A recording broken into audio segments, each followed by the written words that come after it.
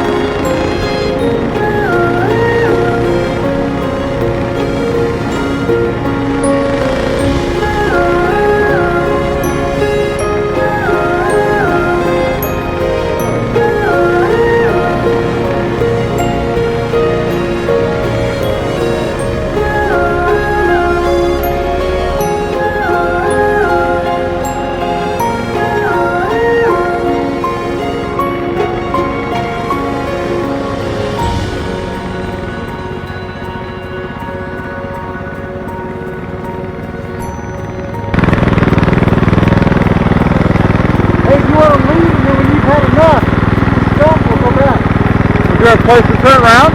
Well, I can't remember exactly where it goes. I think it winds down, but I don't.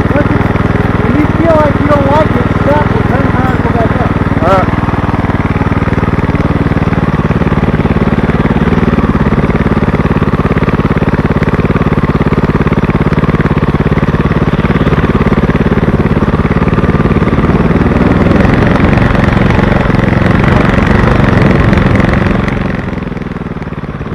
Block out over an hour for this motorcycling adventures, motorcycling TNPrs. I think you'll love this ride. I mean, look at this. Single track near Hood River, Oregon in the forests. Look how tight. Awesome. Now, there's so many funny things about this ride. One of them is the motorcycle I'm on, the KTM 500 EXC, totally Nutnfancy modded out. You've seen it many times in the project. Really wasn't set up for this. I have a motard suspension system in it when I did this ride, and I did not like it. It was way too stiff. Way too stiff. But I just dealt with it.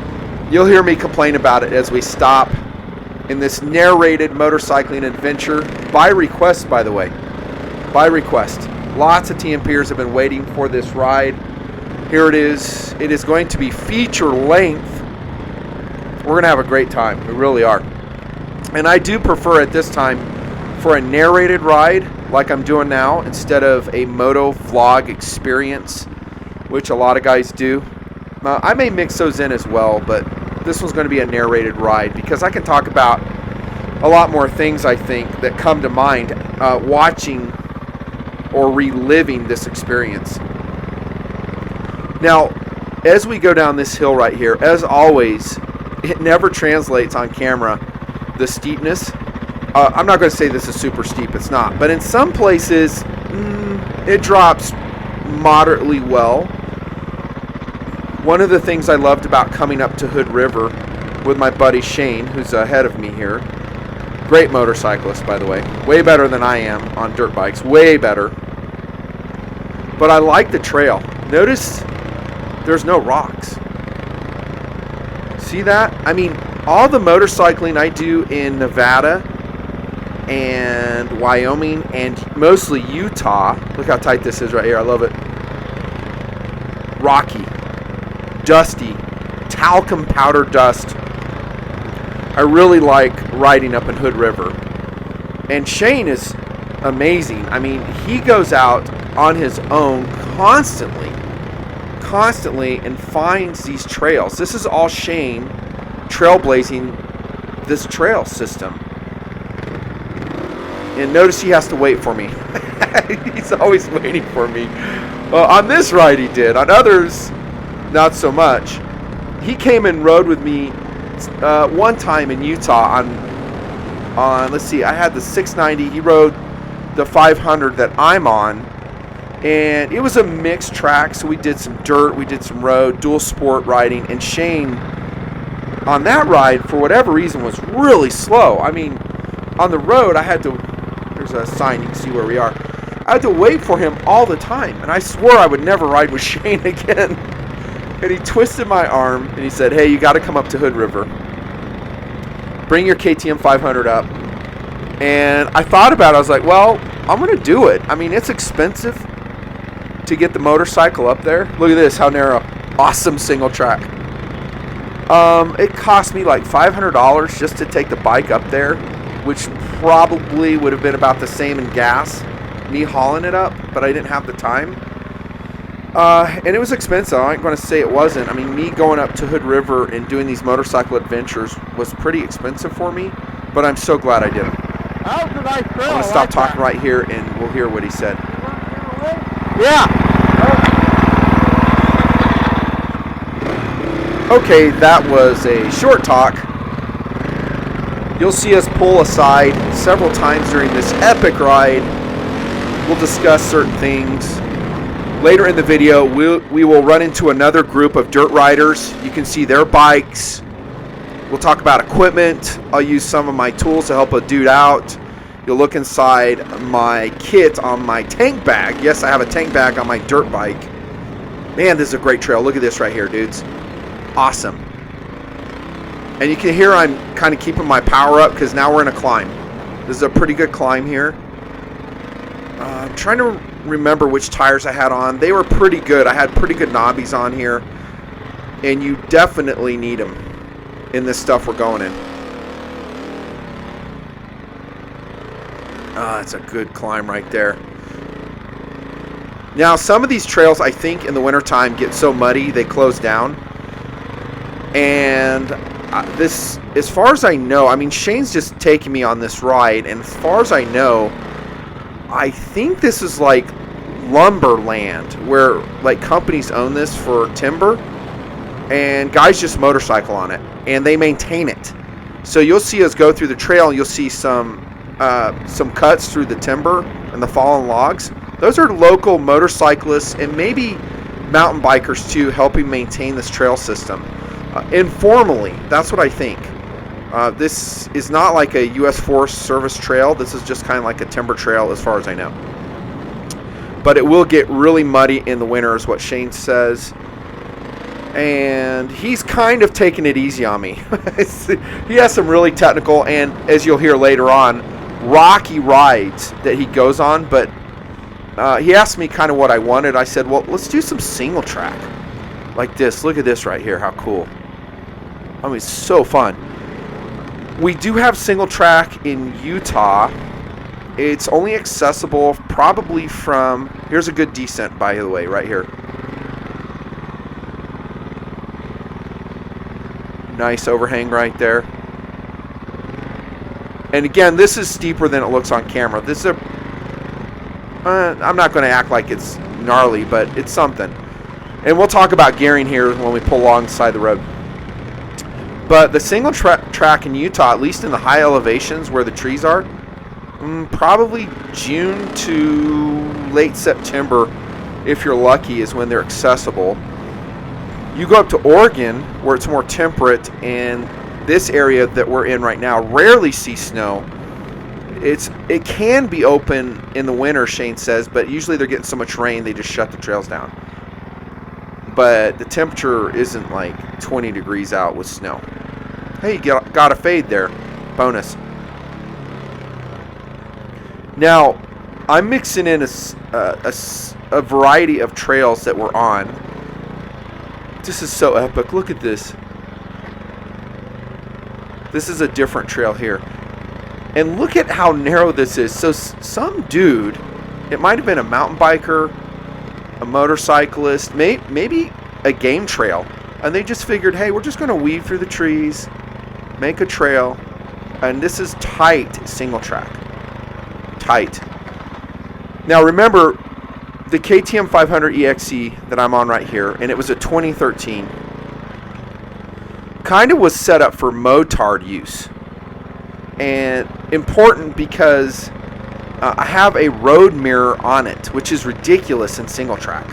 In fact, I snapped one of them off up here in Hood River, just snapped right off. And I'm lucky I didn't snap the other one off.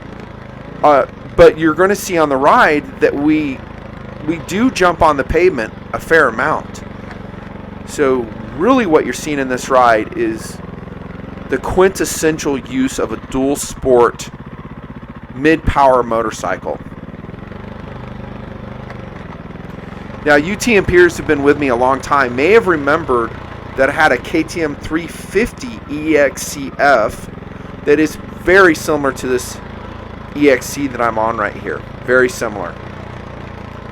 I almost felt like the 350 was a better dirt bike than the 500, even though on paper they look about the same. And I've been stupid twice with KTMs as far as selling them. I sold the 350 EXCF to get this one, and then sadly, get ready to cry, TNPrs, motorcycling TNPrs. I've sold this KTM 500. It's gone, and it's been gone for a couple years now. I should have never sold it. Look how tight. Awesome. Here's Shane patiently waiting for Nutnfancy to catch up. He's like, are you okay? Oh, I'm so sad I sold this motorcycle. I mean, I had it so excellently set up. Scott steering stabilizer, Safari tank. I had a really nice polymer bash plate on it. I did a custom, you'll see a custom cargo rack on it. And I sold it. I shouldn't have done it. I really, really regret it because I found some other areas nearby where I'm at to ride it now, and I was like, gosh, I wish I had that 500. Great motorcycle. And then we're going to go to the Pavement right now, and I like putting this footage in too because, again, this is dual sporting, and if you're new to motorcycling and you don't really know what dual sporting means, you're seeing it right here. So this is a motorcycle that you can get on from your house, which, by the way, we did. We left from Shane's house for this ride. Now, granted, he's in Hood River. He's not that far away. And we drove to the trails. So you don't have to mess around with trailering, two-stroke, non-street legal dirt bike. You just drive. And so dual sports have to have a horn, mirrors, turn signals to be legal. And they're registered. We run license plates on them. That's a dual sport motorcycle. And we're able to attack, well, basically a multi-surface adventure like we see here. So we went to gravel, now we're on pavement. There I am locking it up a little bit because I didn't know he's turning. Incidentally, Shane is on a KTM 500 EXC also that he bought from my recommendation. He, for the longest time, only drove smokers, like super lightweight motorcycles. That's all he did, just smokers. And remember I told you about that ride? He came to Utah and he was like super slow. I'm like, dude, hurry up. Like, we're out in the middle of the desert in Utah on road pavement, and he's just flailing. He was doing like 50 miles an hour. I'm doing like 80. That's when he was driving two strokes on these trails you're seeing right now. And so he didn't have any road experience. maybe you're like that. And you know, there is definite difference in riding, I guess. So riding this is its own skill set. I think this is what I'm best at. I'm mostly a road rider. I think I'm pretty good at this point on the roads, all different types of motorcycles, whether it's a dual sport, super sport, sport touring, whatever. I can attack a road pretty good. Balancing it out with the workload I want to do and the amount of risk that I'm willing to take. But Shane, on this ride, I was super happy to see doing very well on the road. I mean, I was like, whoa, this guy has learned how to drive the roads. Way, way different. Now, we're going to come up here and we'll start talking.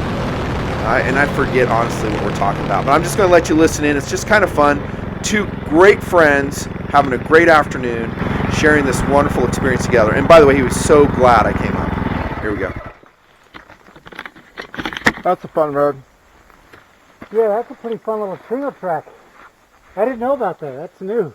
That single track you I thought I found? knew it, but then, you know, we popped out where we almost started. You notice that? I liked it. It's good. Yeah. Just about right. I need lower gearing for it, though. Yeah, for sure. Me too. Because it seems If I like... dropped it down like 2 stages, I'd be a lot happier on that descent. Maybe 3 stages. Yeah, because It's a hard call, though. When I get the road, I like this. I like getting on it. You got a 6-speed in that, though, right? Huh? Oh, yeah. So I'm thinking, well, I'm going to try that 50-50 and see what that's like. Yeah. You can ride it and see what you think. Are you using brake on those descents? On the downhill? You are using brakes on it? Yeah. And I got to use clutch sometimes so I don't stall. Because when I had my 350, I put that really low gearing on. I loved how I could just idle down. Yeah. But on the road, I didn't like it. It's too low. Right. What you remember what you had on that? Probably that sprocket I have at your house, and a 14 on the back. I don't really remember. I wrote it down on my bike log, though. Yeah. Well, this, I've never been on this. This looks like this goes through. I think this will take us to Willard. Next town over.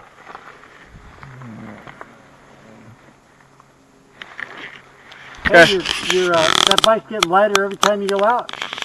Lighter? Little memento.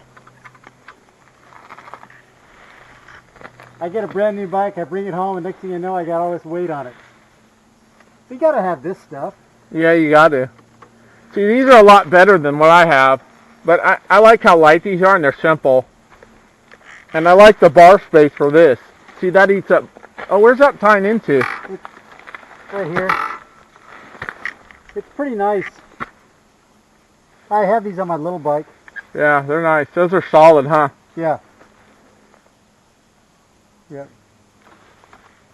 So it's funny, this mirror is terrible in the desert, but it's probably a pretty good woods mirror. I'm going to have to probably look into... I hate it in the desert. It just won't stay in vibrate position. loose, right? Too rocky. It's like... And it's always dropping. I hated it. Yeah. I don't think they make anything else, though. What they need to make is a really stiff, positionable mirror. Right. That you can adjust the position on. They make it for mountain bikes. They should make it for motorcycles. Yeah. And have a whole bunch of different mounting options. On the bar, on the triple clamp, coming out here, and it's really stiff jointed. Right. There's money to be made there. Yeah, I like this, but like you were saying, see, I've never ridden it on desert for an hour or two, you know? And it vibrates a lot. It's really hard to see anything on the road. Well, let's keep it rolling. We're running out of time. Where are we going? Up here? We're going this way. I think it goes through and they'll put us back on the highway. Okay. If not, we'll have to backtrack.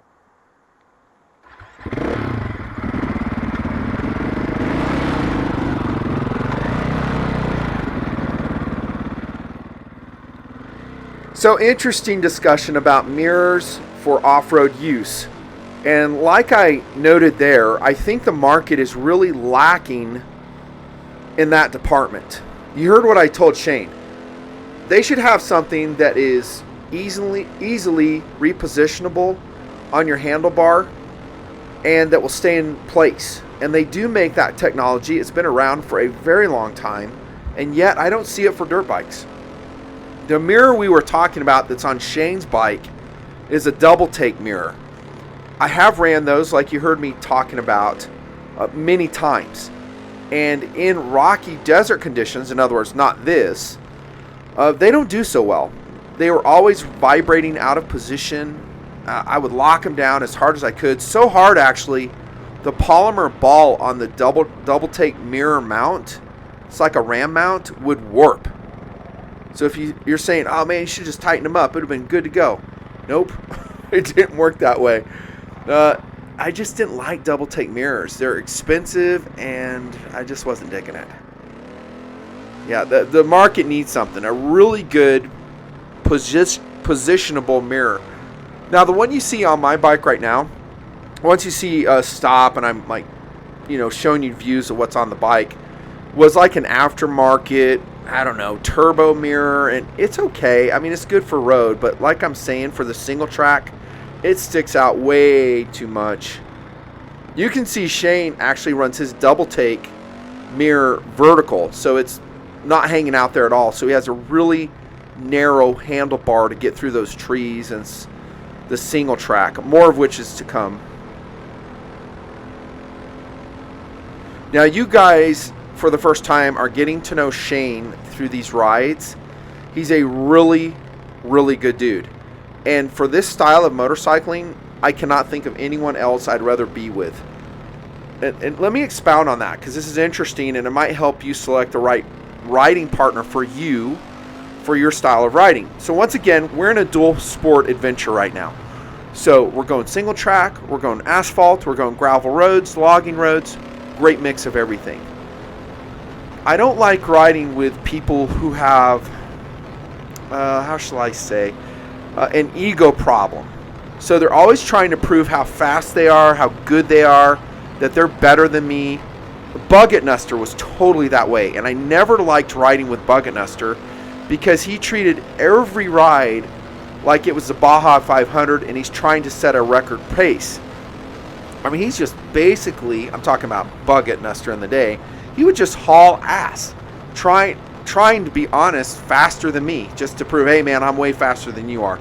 So he had some ego things that I just really never got into, and I didn't like riding with him, no matter what it was. Whatever, on the pavement like this, now we're on a 2-lane highway, probably going, I think, what's our speed here? We're probably going up to 75 here in places, not everywhere. But back to the riding partners, I didn't really like driving with them too much because I just wasn't enjoying it. And what I would recommend when you choose your riding partners is go out on outing and just look at your own personal fun level. Are you enjoying it? Are you comfortable?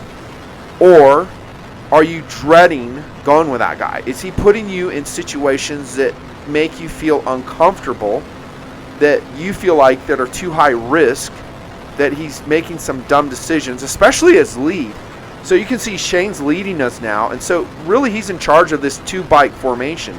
He's setting the pace, he's doing the navigation, he's watching for threats like deer, which we'll talk about more.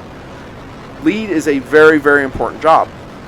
But if you go out with someone and you come back and go, man, I just really didn't enjoy riding with that person. Maybe they're too fast, maybe they're too slow. Honestly, that's usually the case with other people I've ridden with. They're too slow, on the road especially. Then maybe keep looking. Find someone who matches you well. And when I'm saying this, you might be saying, well, I like to drive with someone who will, challenge me and stretch my experience level. And I'm all for that. I agree with that. So riding with someone more experienced, like Shane, for instance, in this area and this style of driving, he's way more experienced than I am. He's done way more single track than I have. He knows all the terrain. He knows this area like the back of his hand. He lives here. This is his local terrain. So I'm in that position that you're referring to. So I'm the student, the Padawan. I'm the Padawan here learning from Yoda. Now, I bring a certain skill set already. I mean, I can ride in the dirt. You'll see, I can handle myself okay. With the suspension that I had on the bike at the time, I didn't really want to do anything like super rocky. It just way too stiff. I had not dialed it down. Never had enough time. I'm always in a rush when I get to Shane's house to ride to make the adventure happen. I mean, I always have a schedule to keep. especially with TNP. But keep looking for riding partners that match you. And Sean is that way. So Sean and I are really well matched. Shane and I, in this style of riding, are really well matched. And then you see the beautiful river on the right here, by the way. And we're going to pull over here in just a second, and you'll hear us chatting again. It's semi-interesting, I guess. You want to have fun when you ride. If you're not having fun, man, why do it? Go do something else that you would enjoy more, right? So how cool is this? Crossing the river, single track, now we're on the road. And we're going to pull off and talk here. Right there is where the massive waves are in the big window. Right here? Yeah, right there. God, I can't believe how it calmed down so much. Yeah, well, there's no wind. That's the Hood River in fall. I'll post a video on Patreon about my motorcycle adventure up here in Hood River with a longtime buddy. He also has a KTM 500. We've been tearing it up on single track, the highways, dirt roads, and now we're overlooking the Hood River. He windsurfs right down there all the time. Sweet.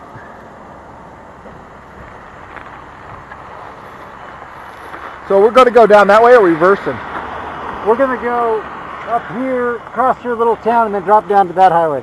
Oh, and then go down to Steel Bridge? Okay. Yeah.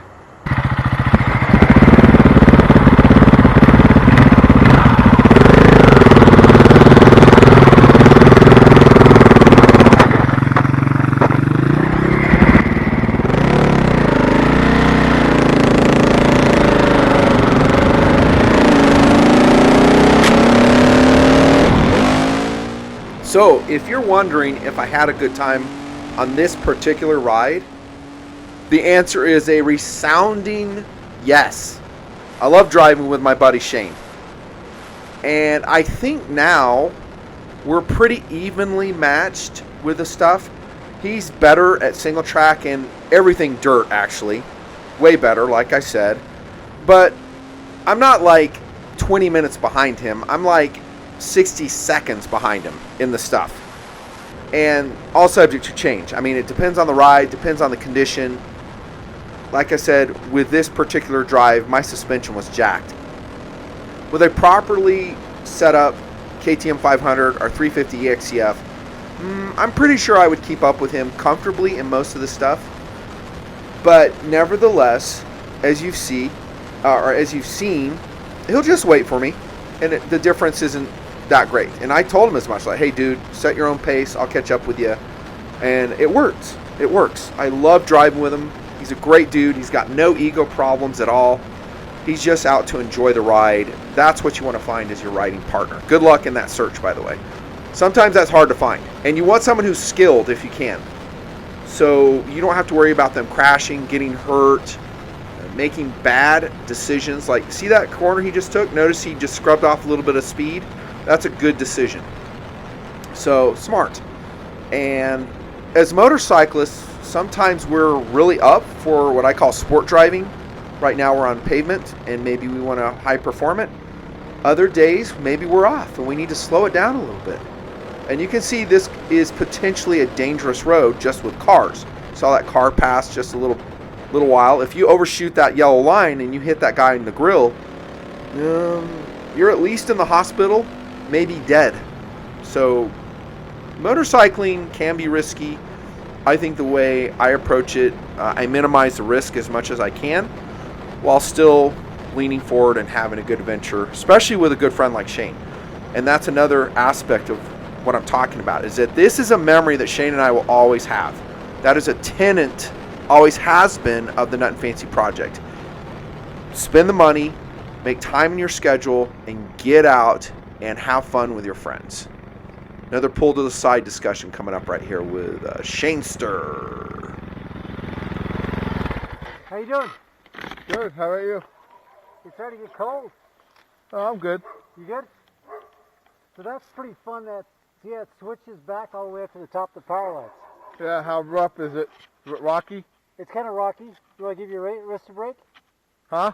It might be too much. No, for I the ain't wrist. doing it for my wrist. Okay. There's no way. We'll do it when we get some good We suspension. don't have enough light for that anyhow, dude. It'll be dark by the time we get up there. Yeah, or probably sunset. We'll do it. We'll do it another time. Yeah, I want to get my suspension fixed. Yeah, for sure. It's too freaking rough. Yeah. I don't like it. Hang on, I gotta fix this.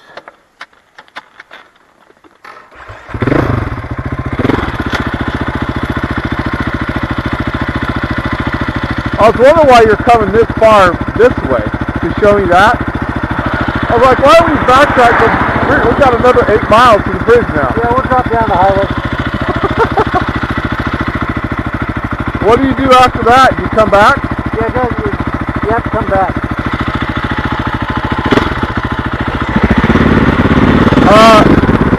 So do we T-bone into a road? Okay. Does this T-bone into a road right up here? Oh yeah, so we just hit the highway and hang a left, right? Yeah, then we'll go right back. Alright, I'll lead then. All right.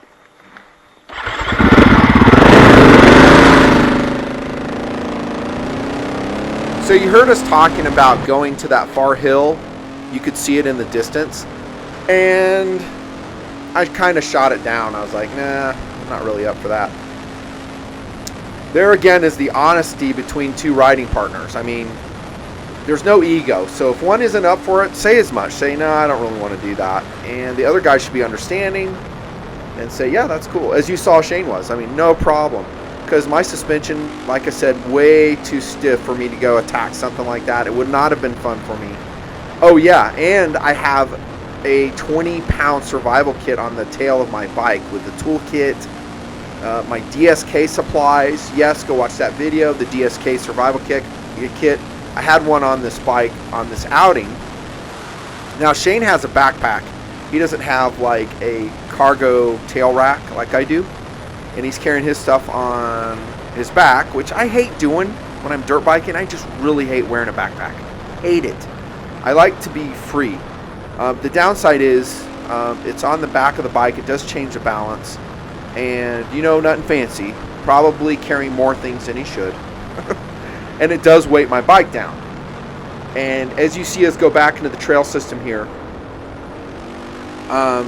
my weight difference is something. So, you know, on this ride, I think I was probably 215, 217, something like that. Fat because I like pizza and chocolate. With my gear, it's a lot of weight for this little motorcycle. I always felt like the 500 was small for me, to be honest. I always felt small, or the bike was small for me. Here we are in the trail system again. This is where that weight kind of hurts me. And by the way, this adventure, of course, brought to you by Elite TNP donors. Thank you so much. Like I said, it's expensive coming up here making this content. Sure is worth it though, right? Worth it. So the lighter the bike is, when you get to technical stuff, the more confident you'll be. So if you don't have a lot of experience in single track, this, by the way, is a great trail. Great trail. Look at how it's like Jurassic Park. Freaking cool. Weight is everything. So you know my philosophy of SAWC, size and weight constraints. Here we see it in a motorcycling adventure. So if you could have a two-stroke motorcycle weighing total wet weight of like 250 pounds, dude, you're going to be gold. You're going to be so much ahead of where I am with this 500 set up the way I had it set up with that weight on the bike. But those two strokes, we call them smokers, they're not street legal. So you're going to have to trailer it to where you're going, trailer it back. You can't legally ride on the road. They're louder, so it's a different riding experience. They're torqueier, just different. And I know a lot of you guys run the two strokes in your trail systems, and I totally get it. In fact, Shane has 2 or 3 smokers that he rides on these trails with, and he just raves about them. He's like, yeah, it's a completely different experience than the 500, which even to me, I thought the 500 was kind of lightweight. For what it is, it's extraordinarily lightweight, the KTM 500. And by the way, I said like 250 pounds. Forget that. Let's take it back and say like a smoker, maybe 200, 190 pounds. I don't have the stats in front of me. Nice turn here. Then we get into a little climb. Also, you heard me talking about my sprockets. So I was really geared for the road on this ride. I didn't have a good trail gearing and I had to ride a lot of brake when I went down the hill. I never went back and drove this particular trail, I think, with my bike set up again, dialed in correctly. I had a guy redo the suspension later, and I did ride it up in Hood River, but I don't think it was on this particular trail, and it was night and day better. Night and day better. I was like, oh my gosh. So excellent. Look at the fall colors, by the way. Isn't this beautiful? A few rocks there. There you go. A few rocks. Nutnfancy, notorious for bending rims. Speaking of that weight I carry. Now we're going to pull to the side and have another discussion. Really fun ride. Really fun ride. Glad you guys are here. You'll like this. Road through here? Yeah. That was their fire break. This used to be all wooded right here. But they ran a fire break through here. Do you see that show, Only the Brave, about the Granite Mountain hot shots? No, Sandy saw it. It's worth seeing. It's sad. You know how it's going to end for sure.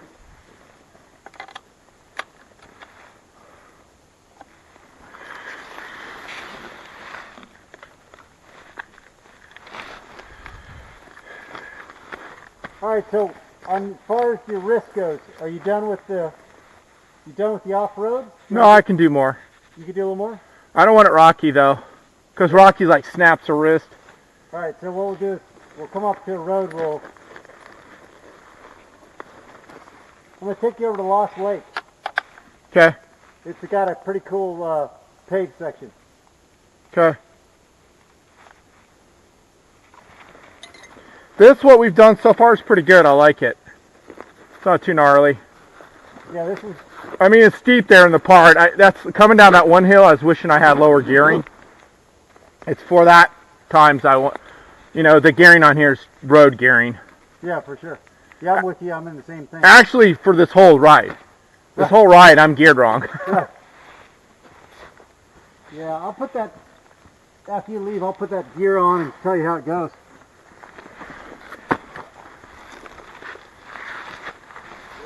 There's no more way, I couldn't reach down and pick up you're such a big dude. I got long arms. There's no way I could do it. I guess maybe if I really stretch. Yeah, but look at your CG. Your CG's right here. Yeah. Mine's up here. Yeah. It's a completely different world. I'm carrying 2 bags of cement. 80 pounds, 240 bags of cement. Do you remember when we'd go study in Spanish Fork? And Yeah. you'd say, we'd go out to bluffs. Throw the frizz with Josh. Yeah, and we'd go out and we'd have contests. I go, okay, let's do this contest. We'll jump over this fence. We'll do 10 pull-ups and then 15 sit-ups or something like that. And you'd always beat me like jumping over the fence and stuff. You know? Oh, I couldn't do no pull-ups. But you could do any pull-ups. I go, come on. You go, well, look at you. Look at you. Nothing's changed.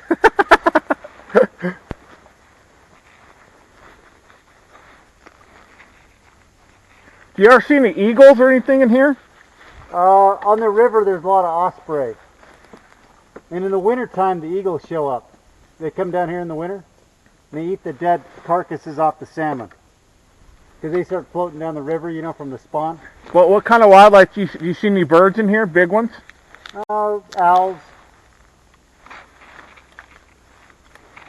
A lot of deer. Now you may have noticed I had a mouth guard on this ride. These days I'm not doing it on the trail. So if I'm on single track or in the desert, I don't wear a mouth guard. Sometimes on the street I do. So when the speeds are higher, maybe I'm doing some sport driving and I may lay it down, I wear a mouth guard. Oh my gosh, that is a great trail. Look at this. This is so excellent. Watching this makes me want to go back and do it again, and it makes me miss the experience. And my KTM 500. I am so sorry I sold that thing. Oh, decisions of life. Seemed right at the time. Now, like I said, getting up to Hood River for me was very difficult, and with the TNP production schedule and all the other things I do, it was getting to a point where, as for content, I was like, well, I really personally, I love this content, but most of the TNPrs will not watch this video. They hate it. They'll go, oh, there's no way in hell I want to watch a motorcycling video. You, super studs of the project, are here with me. Round of applause for you, by the way. Thank you very much. Thank you. But when I weigh everything out for content production, and I've talked about this before, I go, what's the best bang for the buck? Where I please the most people usually, and it fits in my schedule well. This motorcycling content, at least up in Oregon, really wasn't meeting it for me. I was like, wow, it's a lot of money for a few videos, a lot of time out of my schedule. So that's why I don't have too many rides up here, in case you're wondering. Because you're going to love this. I know. I mean, look at this trail, dudes. This is incredible. And you're going to see us cross a log up here. Yeah, we're going to have a log. I got to lift this bike and all the supplies over. It's hilarious. You'll see that. There's Shane waiting for me. But that's why. I'm not going to say I won't go back up to Hood River. If you guys watching this video get to a number where it excites me, I might get another dirt bike and go up and motorcycle with Shane again up there. Because, man, you see the riding. It is amazing. Look at this single track, dude. It's like indoor. The trees of indoor, the forest moon. Yeah, we're on like speeder bikes right here. So cool. Now, one thing, here's a clear cutting area. It's a big boulder, by the way. I'm probably checking right there to see if the GoPro's on. I'll talk about that here in a sec. But to me, cutting down trees is a necessary evil. I have flown over these areas in jet aircraft many times. In King Airs too. When I was in the Air Force, I flew over this area in King Air doing low levels. Oftentimes on public roads, not this one, this is a small forest road we're on now. But on a public road, what they'll do is they'll leave a strip of trees next to the road. But if you go in even like 200 yards, it's all clear cut. And they do that to fool the public, to make them think the forest is still there, when in fact it's been completely decimated. I've told you guys that when it comes to the environment, I'm kind of a liberal. I am. I want us to preserve our old growth forests in places like this. So we have them for future generations and for us. And once you cut down trees, and I'm not talking about this area in particular, I'll come back to this area. This is actually a managed lumber area. So this isn't old growth forest. I'm talking about other places. Those don't come back, at least in your lifetime. It'll take decades for them to come back. Now, when I say managed growth forest area, what I'm saying is that they'll plant these trees in rotating plots, and then they harvest them and they replant them, and then like 20 years later, they're big enough to cut down. That's the area we're in, if you don't know. From what Shane told me. I'm not the expert of the area, but interesting. And we all need lumber. We all need wood. I get it. And this is, I think, a good representation of how to do it. Again, we're not driving in old growth areas. I'm talking about other parts of Oregon and Washington State. Now, I was going to tell you, one of the disadvantages of me making content out of this ride is that I can't really stop the bikes and do exterior shots. So you're seeing it all from first person. And that's another reason I like the narration stuff, because it's interesting, it's fun. I can bring up some points that might be interesting and helpful to you, a dual sport rider. But I can't say to Shane, like on the ride, hey dude, we're in a park and I'm going to spend half an hour getting shots of you coming up the road. Shane's a good guy, but he's not patient. He would go, there's no way I'm going to do that. He didn't want to stop the ride. And I was cool with that. I was like, okay, I'll just do a first person ride, GoPro, and with narration, it'll be super interesting, I think. And I don't blame him. If I was driving, I wouldn't either. And in case you're wondering, he does not follow the project. He knows about TNP, but I don't think he's ever clicked on a video of mine. Where's my shout cone? Nutnfancy, I thought you said he was a good friend. He is a good friend. But he's not a tactical guy at all. In fact, I don't think Shane owns a single gun. He doesn't own a single tactical knife. I think he only owns one flashlight. And there's a million guys like him. Millions. It doesn't mean I'm not his buddy, but in that respect, and all those things, we don't really have a lot of common ground. I mean, I can't talk to him about an AR-15 build, an AR-10 I was getting sub-MOA with, a 6.5 Creed I shot at 1,000 yards. It's talking Chinese to Shane. He's just like, oh, whatever. Anyways, let's go ride. But with your friends, you find a common interest. And like I said in other moto videos, you really have to do stuff like this to be buddies. This is what cements dude friendships, doing experiences like this. Might be backpacking, might be motorcycling, might be tactical shooting, might be going out on the inflatable kayaks, just something like that that is a touchstone experience for you guys. So when you get back together, you go out to lunch, you go, oh, remember we did that ride? I don't know if women are like this. They can do, like I've said, like phone calling, and they maintain friendships for like 10 years that way. Just talking on phones, and they never see each other. I don't think guys are that way. I think guys, if we don't do stuff like this, we start drifting apart. And that's from personal experience, dudes. I'm not joking around. You got to bond with your buddies doing stuff like this. Now, we're going to pull over here in a second. You're going to see a riding group that we met. They're older guys like us. I'm not that young anymore. And you'll see their motorcycles. We talk about gear. I'm going to break out my toolkit. I'm trying to remember if I had to help a dude. But once again, when I go out into potentially remote areas like this, I want to be as self-sufficient as possible. So I have a pretty complete toolkit. Have DSK supplies with me. Water. I have a level 1 plus first aid kit all on the back of my bike. It adds weight. It adds complexity. And honestly, it adds time. To get all that gear ready before the ride takes me like an hour. There's my thumbs up saying this is an awesome ride. And if you ever see me doing that, that means I'm really enjoying it. So there you go. If you're wondering if I'm having a good time, super good time. And here's our dudes. We'll just listen to the conversation. Got some cool bikes there. I think there's a Husqvarna there too. What's going on, gentlemen? Hey, what's up? I'm Hood River. These guys are Prineville and Fairview. Okay. And you? Hood River. Oh, there you go. Squirrel. Oh, I met you at the KTM dealer. What's your name? Shane. Hey, Shane. When I bought this. Oh, right on. Yeah. Good deal. Good to see you again. Yeah. Squirrel. I flew into Utah to ride with him. Well, wow. Fucking rock started. Yeah. This is epic riding, Where'd man. you get the application? I need one of those. Where in He's Utah? impressing me, man. All the places you have to ride, it's amazing. Have you gone up to Adams? I haven't taken him.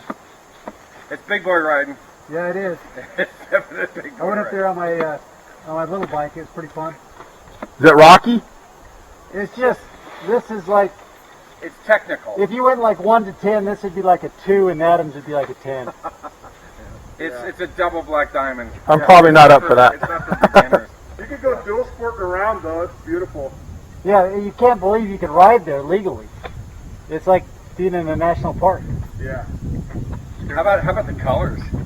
Yeah. The days, like I keep coming around corners, all these reds and Right. yellows. It's just amazing. Right. What part of Utah? I'm right in the Salt Lake Valley, South Jordan. Yeah. A buddy of mine just moved to Draper. Yeah, it's just south of me. Yeah. Well, you guys got a good riding down Central Oregon. Rocky, dry, It's fast. not technical. I like that. What's up with this demographic, man? We're all like in the same demographic. White elderly gentlemen. I always laughed that that's when when I look around, I run into guys like you. Our same age. It's a Thursday. I mean, I'm kidding about the elderly thing. You don't look like you're Like I'm 53. I'm sick. I just turned 60 yesterday. Nice. Not that I'm Awesome. looking for sympathy. How are you? 65 in May. That's awesome. But do you guys ever see young kids doing this? Well, on the weekends probably. Not so much so. Is it a dying sport? Not like when we were growing What? up. Is Well, it a dying sport? it is. You know, it's, it is. The areas are more and more condensed, restricted. Are they? Pretty soon the manufacturers will just not make as many bikes. Well, remember when Kenny Roberts and Freddie Spencer and all the big boys that would fucking have these helmets and boots and motorcycles, and we'd go out and buy that shit. we don't do that anymore, you know? And Kids don't do it. Millennials don't get into this. Right. They want video games. They don't want this. Their fucking handheld reality robbing device. That's right. Right. And the good This part is is- they're not plugging up the trails. That's true. Yeah. Hey, Did you guys ride got a the knife on you? Anybody have a knife? I do. Did you guys ride over that Kingsley spot? Is that open? Right there?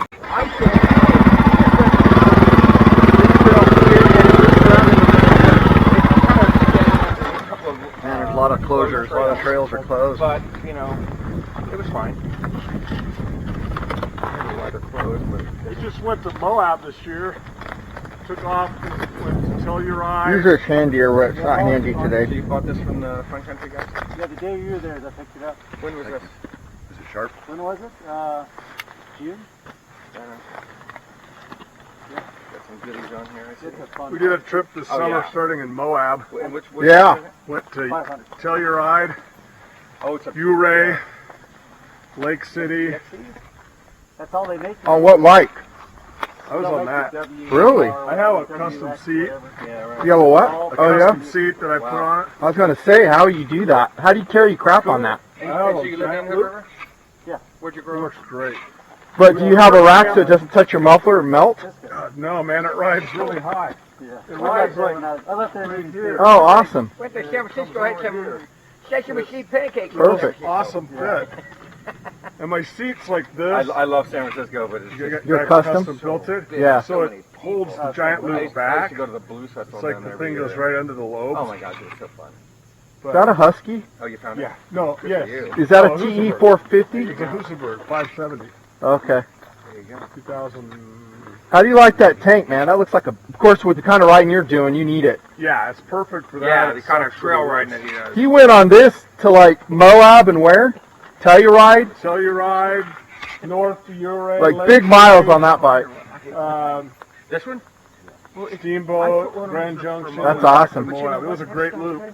Were you alone? Almost No, 50 miles. it's like 5 of us. Really don't need. How much dirt did you do? As much as possible. Yeah. Yeah, If all, we, I if mean, we we need more, we'll have to flag them down. took pavement where we had to. But yeah, it was all like, it's the BDR, the Backcountry Discovery Route. Nice. Yeah. You live in riding paradise. Utah's got good riding. Yeah. Yeah. Especially southern. I go out in the desert a lot. I go to like across the desert into Nevada a lot. But heavily forested single track. There is some. Yeah. There's- down there's by Cedar City. Out of Cedar City. Oh, Cedar City's got great riding. Yeah. But that's a long ride for me. Yeah. I mean, to get down there, I don't have that time in my schedule. Tons of water Yeah. we need. I'd rather come up here. That's a good 3-hour rip just one way, right? Yeah, at least. Yeah, about 3. 3.5. I keep this bike here, though. Oh, So it's just fly in, You are turn a definitely key, and we're out. we do have good trails, man. That's epic. Do you live in Hood? No, I live on the east side of Portland, so I'm like 45 minutes to Hood River. Right on. Yeah. What is that? Perhaps they didn't This is a 500 EXC. I Okay. think they I've had it since 2013. would be more than happy. Love it. Keep It's the a great trails bike. running. Yeah. This is the same. He's got an 18. I used to have this bike. That's a 350, right? EXCF. You take them over to front. That's a great dirt bike. It's a great everything bike, really. Apparently this is the shit kinda- right here. yesterday. What's this weigh? Like 220? I don't know. It's light Busy for my and it's birthday quick. You yesterday. gotta Feel it, huh? Today. No. I'm afraid to get on it because You haven't been on it it's yet? a pig comparatively. No, I've never ridden that one. I've only ridden that 250. Yes. It's not even. It's a night and day difference between that 250 and this one. Like for power or what? Kind of an upfront. Probably everything, even handling. Yeah, handling. It's got the air. Yeah. Unless you. How do you guys get your bikes here? You just trailer them or what? Dust up front. Yeah. All right, I I'm gonna came up squeeze and by you camped out guys. last night. Carry on, Shane. Good I to see see you, the bro. squirrel. That's Who else you awesome. ride with? Well, I used to ride with Jim Grady a lot, but he's got a hip problem. Scott McKenzie, you We're know at Scott? that age. I do. Huh? Oh, Scott's a great Fucking guy. hips, He's we're at very that good rider. age. He got a hip replacement I know. too. Yeah, two of his riding partners are getting their hips replaced. Yeah. I've had 4 knee Yeah, surgeries. Scott, tell Scott I said hi if you talk to him. Meniscus. Yeah, you bet. He's a I've good had 2 rider. ACL and 50% of my meniscus taken out. I got it. Yeah, we're all getting that age. I mean, I'm riding with a brace here, brace here. Yeah. What's that? You do it. How old are you? Pretty good. 53. I know that's Oh, his you don't bike. look I it. don't Oh, know. okay. Oh, thank you. Yeah, I bought some. I haven't Yeah, I've tried known him since we've been buddies since 1982. them. All right. You do it? Ready. Have a good ride, boys. Good meeting you. Nice to meet you. Thanks for the knife. You bet, bud. Yeah, thanks for the night. And now we're going to duck right back into the single track. Shane will slow down. Let me go first here in just a second. I'll lead this push through the single track. And look at this trail. Oh my goodness. Look at this.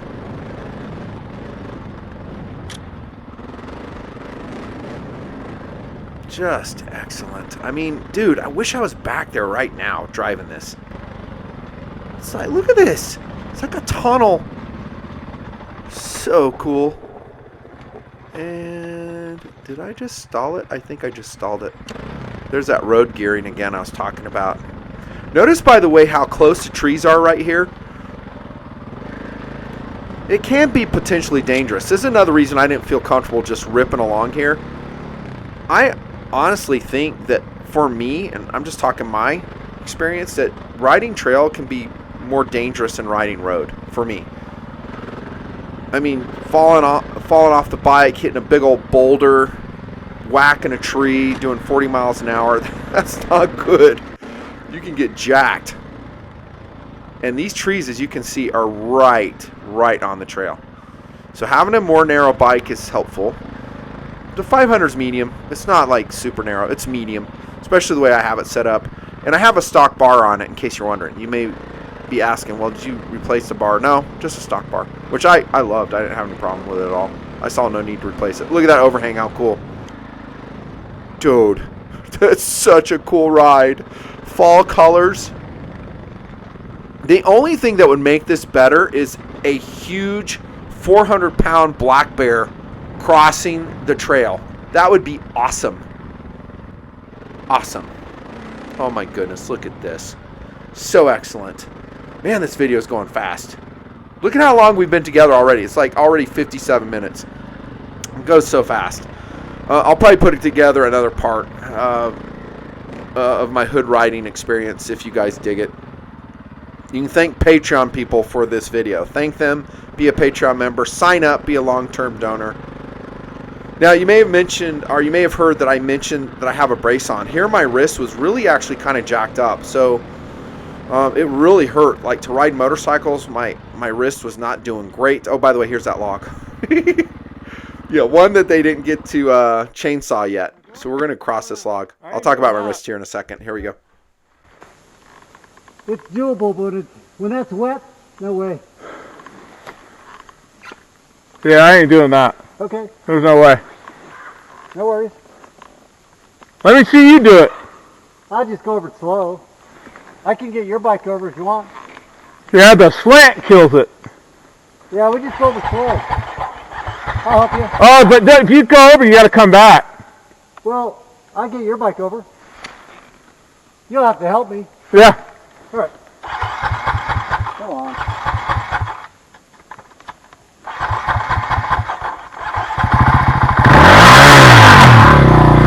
Hang on. Wait. Good.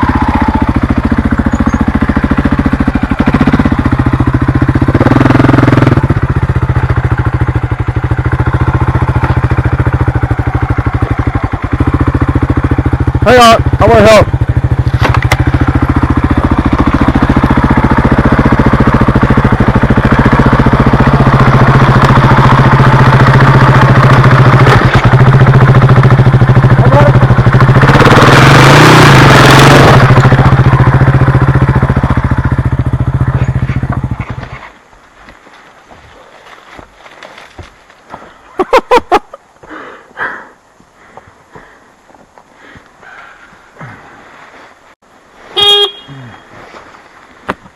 You sure, Shane?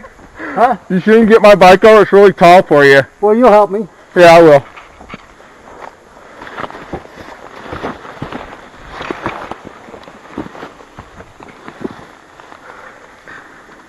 I got it.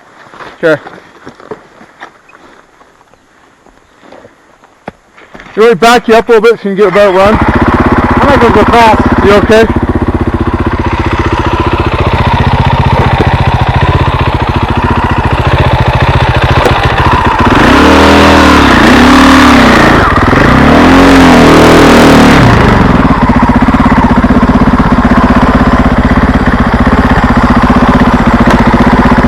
Okay, hold on. Get back into my handle. Alright, 1, 2, 3.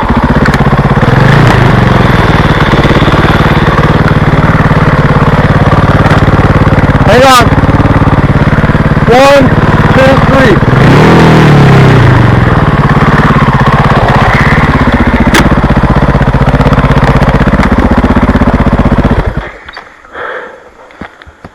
That's all work. One time we came down through a clear cut. We crossed like about 10 of these things. We couldn't get back up. It was just... What do? You just keep going down, you know. It's a big job. Yeah, that's for the birds there. Hopefully So you need to bring a chainsaw up. You'll get cleared out eventually.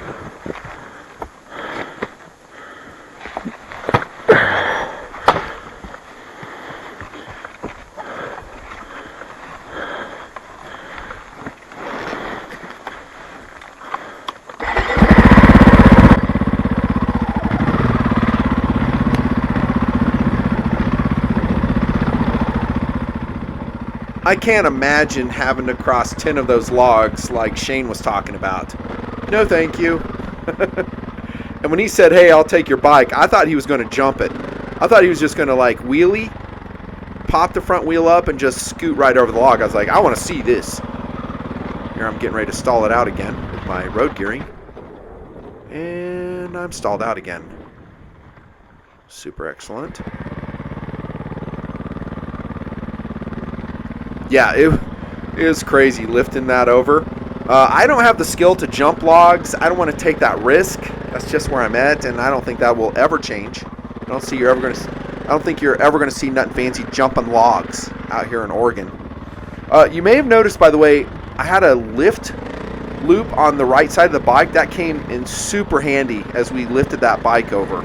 So if you have a dirt bike and you're doing technical crossings like that, I would probably put an attachment device on it if you don't have it already. And get ready to get sad because the ride's coming to an end. Oh my goodness, time has flown. We're over an hour? What?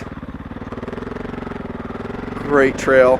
I was talking about my wrist. Yeah, on this ride it was really hurting. I had to take a leave. I had it double wrapped. That's another reason I didn't really want to go fast banging down this trail. I just wasn't 100%. And that actually, nice tight tree right there. That actually happened for like 2 years. My wrist was bad for 2 years, and now it's great. I don't know what it was. I didn't wreck. I didn't crash or anything like that. Yeah, and you saw, by the way, as we crossed that log, how important a bash plate is, a skid plate is on your bike. If you're doing technical riding like that, it comes in handy for sure. I didn't tell you that on the KTM 500 I also had a fuel controller, so it was a little bit faster than stock. And you could go watch my KTM review, and then I talk about all the stuff that I had on it. Once again, I'm crying that I don't have this motorcycle anymore because it's just fantastic. I just love this bike so much. As I'm seeing it again, I'm just kicking myself for having sold it. Also noticed that my tank bag had all that cool equipment in there. And as we stopped, the guy says, hey, do you have a knife? I'm like, please, man. Of course I got a knife. That was a dozer, by the way, a dozer folder, just a little polycarbonate or FRN handle. Really good motorcycle knife. And here you're seeing, by the way, when I talk about the DSK, about how SAWC is so important with motorcycle riding, here you go. This is a touchstone video for what I'm talking about. Having to lift your bike. So if you think you're going to put like a huge survival knife on the back, an axe, like a gallon of water, you're high. You're high. You need to be as light as possible. Lightness is a key to mobility in this indoor forest moon single track. So excellent. Makes me miss this ride so much. That other dude, when we stopped, did you notice his face, how dirty it was? He looked like Mini-Me from Austin Powers. And he was talking about, I don't know if you caught it, about a giant loop bag that he put on his Husqvarna, and the giant loop will go over kind of the side plate so it doesn't rest on the muffler. That's a really good system you can look into if you're doing some dual sport riding. Long distance like he was. And we're coming to the end, boys. Thank you so much for watching. This has been a great adventure. And I can't and won't do it without you. Come again real soon. We'll do it again. We'll do it again, I promise.